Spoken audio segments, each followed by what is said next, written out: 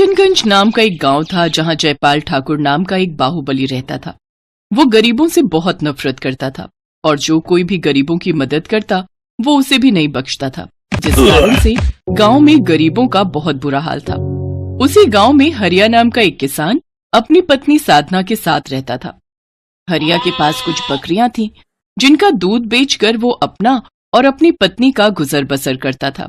हरिया उस गांव में सबसे गरीब था, जिस कारण गांव वाले जयपाल के डर से उन दोनों से कोई नाता नहीं रखते थे।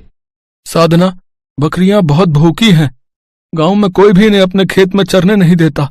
जिस भी खेत में इन्हें लेकर जाता हूँ वो इन्हें मार मार कर भगा देता है। आप लेकर जाइए तो क्या पता कोई इन्हें चरने दे। अच्छा, ठीक है। हरिया अपनी बकरियों को लेकर निकल पड़ा। रास्ते में एक हरा भरा खेत था। वो बकरियों को लेकर उस खेत में गया। तभी वहाँ खेत का मालिक जगदीश आ जाता है। हरिया, गरीब कहीं के, तेरी हिम्मत कैसे हुई अपनी बकरियों को मेरे खेत में लाने की? रुक, अभी तुझे बताता हूँ। वो हरिया और उसकी बकरियों को 2-3 डंडे मारता है, जिसके डर से वो वहाँ से भाग जाता है। चारे की खोज में वो गांव से बाहर आ जाता है, जहाँ वो देखता है कि एक बहुत बड़ा हरा भरा मैदान है। अरे वाह, ये तो खूब हरा भरा मैदान है और घास भी कितनी ताजा है। तेरा लाख लाख शुक्र है भगवान, अब मेरी बकरियां भूखी नहीं रहेंगी। उसकी बकरियां वहां जाकर चढ़ने लगती हैं और पेट भरने के बाद शाम को हरिया उन्हें लेकर घर लौट आता है और साधना को सारी बात बताता है। चलो अच्छा है जी, कब से बेचारी भूखी थी, कम से कम इनका पेट तो भरा। ऐसे ही दिन बीते। एक रोज दूसरे गांव से 2 साधु आए। उन्हें बहुत तेज भूख लगी थी। उन्होंने सभी गांव में घूमकर खाना मांगा, लेकिन किसी ने भी उन्हें खाना नहीं खिलाया। फिर साधना ने उन दोनों को अपने घर पर भोजन करवाया। जाते वक्त साधु ने उनकी एक बकरी पर हाथ फेरा और मुस्कुराकर वहां से चले गए। अगले दिन सुबह जब साधना गौशाला गई तो उसने देखा कि एक बकरी ने जो मेंगनी कर रखी है वो तो सुनहरे रंग की है और सोने जैसी चमक रही है। अरे, ये तो सोने की मेंगनी है। ए जी जल्दी आइए। क्या हुआ? आज बकरियों की जगह तुम क्यों मिमिया रही हो भाई? ये देखो बकरी ने क्या किया है।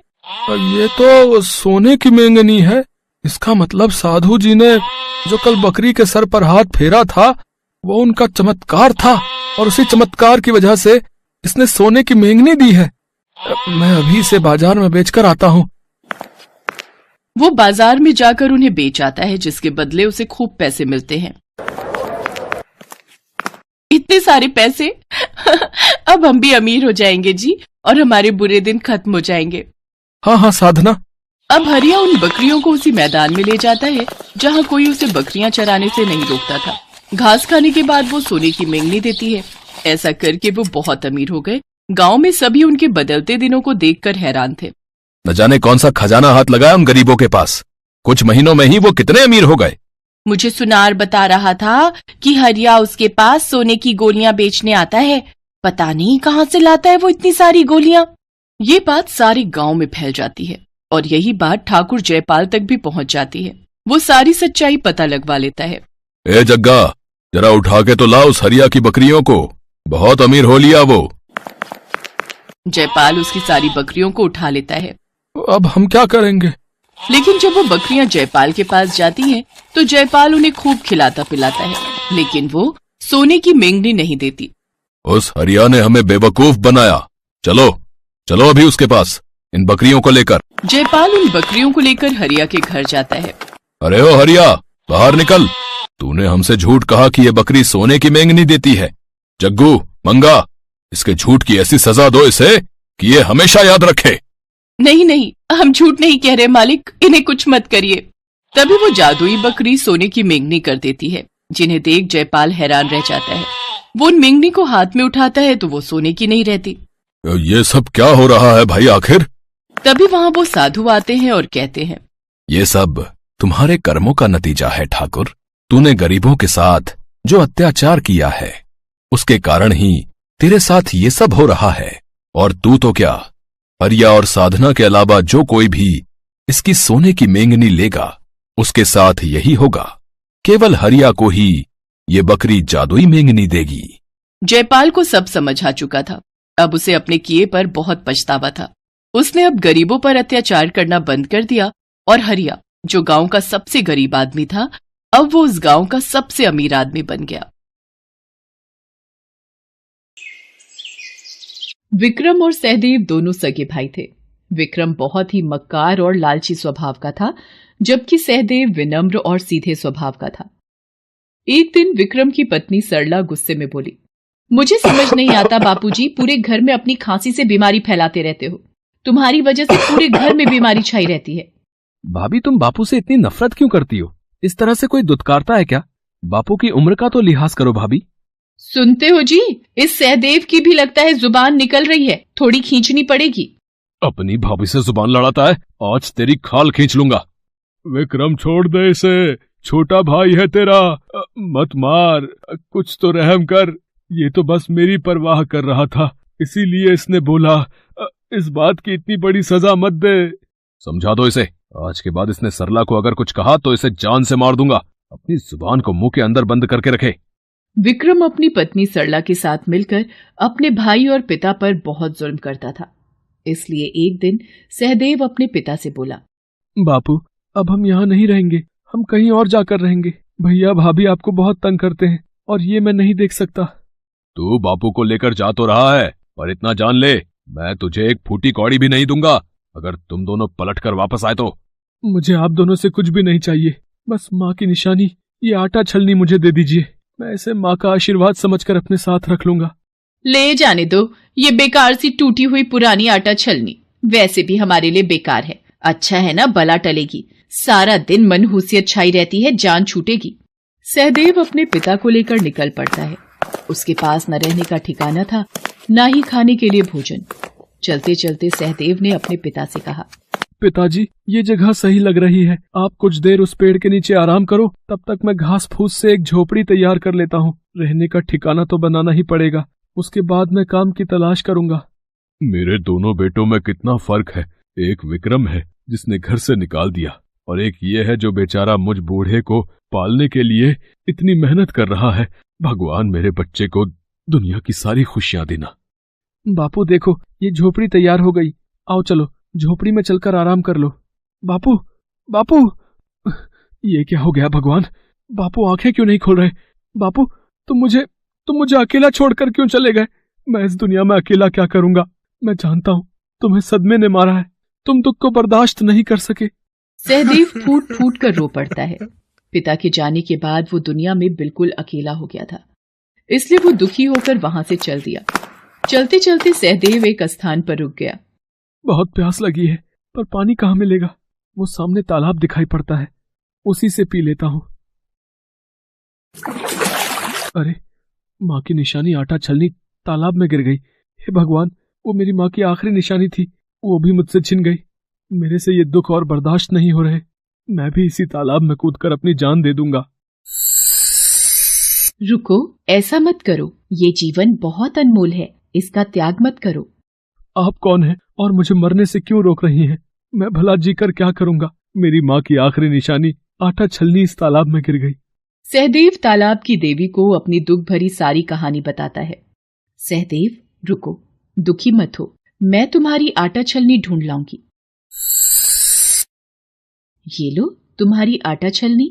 पर ये मेरी माँ की आटा छलनी नहीं है। अच्छा चलो, मैं एक बार फिर तालाब के नीचे जाकर देखती हूँ। ये लो, ये रही तुम्हारी आटा छलनी। ये भी मेरी माँ की आटा छलनी नहीं है। मेरी माँ की आटा छलनी कहाँ गई? रुको, मैं एक बार और कोशिश करके देखती हूँ, अब की बार शायद मिल जाए। देखो, कहीं यही तो नहीं है। हाँ, यही मेरी माँ की निशानी है, यही है मेरी आटा छलनी। सहदेव, तुम बहुत ईमानदार हो। ये लो तुम्हारी माँ की निशानी। मैंने देखा, जब मैंने तुम्हें सोने और चांदी की आटा छलनी दी, वो तुमने नहीं ली, पर तुम चाहते तो तुम ऐसा कर सकते थे। तुम मेरे से सोने चांदी दोनों आटा छलनी ले सकते थे, पर तुम्हें सिर्फ अपनी माँ की निशानी से ही प्यार था, वही तुमने मांगी। ये देखकर मैं बहुत खुश हूँ।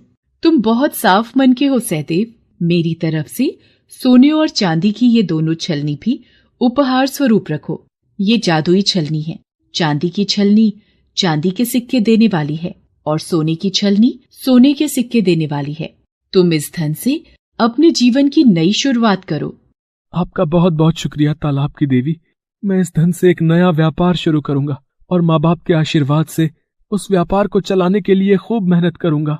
सहदेव वापस अपने गांव आ जाता है और वहीं एक नया और बढ़िया घर रहने के लिए बनवाता है। सहदेव ने धन की सहायता से एक नया अनाज का व्यापार भी शुरू कर दिया था। सहदेव को धन का बिल्कुल भी लालच नहीं था, इसलिए वो रोजाना छलनी से सिक्के नहीं लेता था, बल्कि जब उसको धन की जरूरत होती वो तभी उन सोने चांदी की आटा छलनी से सिक्के लेता। सहदेव के अमीर और सफल व्यापारी होने की खबर उसके भाई विक्रम के कानों तक भी पहुंचती है और वो बहाने से सहदेव को मिलने आता है। सहदेव मेरे भाई कैसे हो? मैंने सुना है तुमने अनाज का बहुत बड़ा व्यापार शुरू किया है और तुमने ये घर तो बहुत ही सुंदर बनाया है। मैंने बापू के बारे में सुना कि बापू नहीं रहे, मुझे उनके स्वर्ग सिधारने का बहुत दुख है। सहदेव मुझे माफ कर दो, आखिर मैं तुम्हारा बड़ा भाई हूँ। भैया, आपको अपनी गलती का एहसास है, इसलिए मैंने आपको माफ कर दिया। आप रोना बंद करो। मैं जानता था मेरा छोटा भाई मुझे जरूर माफ कर देगा। सरला, तुमने देखा हमारा सहदेव बहुत अच्छा है, इसने हमें माफ कर दिया। सहदेव, मैं तुम्हारी भाभी हूँ, मैं तुम्हारी माँ समान हूँ। मुझे भी तो बताओ कि ये सब तुम्हें कैसे मिला, अगर तुम मुझे अपना मानते हो। भाभी, आप दोनों मेरे अपने हो, मैं आपको सब बताता हूँ। सहदेव सीधेपन में आकर सारी कहानी विक्रम और सरला को बता देता है। जिस बात की तह को जानने विक्रम और सरला आए थे वो बात उन्हें पता चल चुकी थी, इसलिए घर वापस आकर विक्रम सरला से कहता है, जाकर आटा छलनी लेकर आ। ये लो, पर इसे तोड़ने क्यों लगे, इसका क्या करोगे? बस तुम देखती जाओ, इसे थोड़ी पुरानी बना रहा हूं, अब मैं अमीर बनकर ही लौटूंगा। विक्रम आटा छलनी को लेकर तालाब के पास पहुंचता है और जानबूझकर छलनी को तालाब में फेंक देता है और रोने का नाटक करता है। मेरी माँ की निशानी, मेरी आटा छलनी तालाब में गिर गई। अब मैं क्या करूं? कोई मेरी छलनी दे दो। वो मेरी माँ की आखिरी निशानी थी। क्या हुआ वत्स, तुम रो क्यों रहे हो? अब मेरी माँ की निशानी, मेरी आटा छलनी इस तालाब में गिर गई। अब मैं क्या करूं? वो मेरी माँ की आखिरी निशानी थी। रोना बंद करो, मैं तुम्हारी आटा छलनी ढूंढ कर लाती हूँ। ये लो, यही तुम्हारी आटा छलनी है ना? नहीं, ये तो पुरानी टूटी हुई आटा छलनी है, मेरी आटा छलनी ऐसी नहीं है। यह तो सहदेव का लालची बड़ा भाई दिखाई पड़ता है। जरूर सहदेव ने भोलेपन में इसे सब कुछ बता दिया होगा और ये जानबूझकर मेरे से आटा छलनी लेने के लिए आया है। इसे सबक सिखाना ही होगा। ये देखो, ये चांदी की आटा छलनी तुम्हारी है। मैं आपको बताना भूल गया, मेरी माँ की निशानी 2 आटा छलनी है, एक चांदी और एक सोने की। लालची मनुष्य, तुम्हें शर्म नहीं आती? कितने बेईमान हो तुम। मुझे सहदेव ने सब आप बीती सुना दी थी। तुमने अपने भाई और अपने पिता को घर से निकाल दिया और अब जब वह अपना जीवन सुखी सुखी व्यतीत कर रहा है तो तुम उसमें भी अड़चने पैदा करना चाहते हो। तुम्हें कुछ नहीं मिलेगा, तुम यहाँ से जा सकते हो। तालाब की देवी, तुम मुझे जादुई सोने चांदी की छलनी दिए बिना नहीं जा सकती। रुको, मैं तुम्हें ऐसे नहीं जाने दूंगा। बचाओ, बचाओ, मैं डूब रहा हूँ, मुझे माफ कर दो तालाब की देवी, मैं झूठ बोल रहा था, मैं कभी लालच नहीं करूंगा, मुझे मरना नहीं है। तभी विक्रम को लगा कि किसी ने झटके से उसे तालाब से बाहर फेंका हो। वो इतना डर चुका था कि वापस जाकर ही उसके कदम रुकते हैं। ऐसे मजेदार वीडियो देखने के लिए हमारे चैनल को सब्सक्राइब करें और घंटी का बटन दबाएं।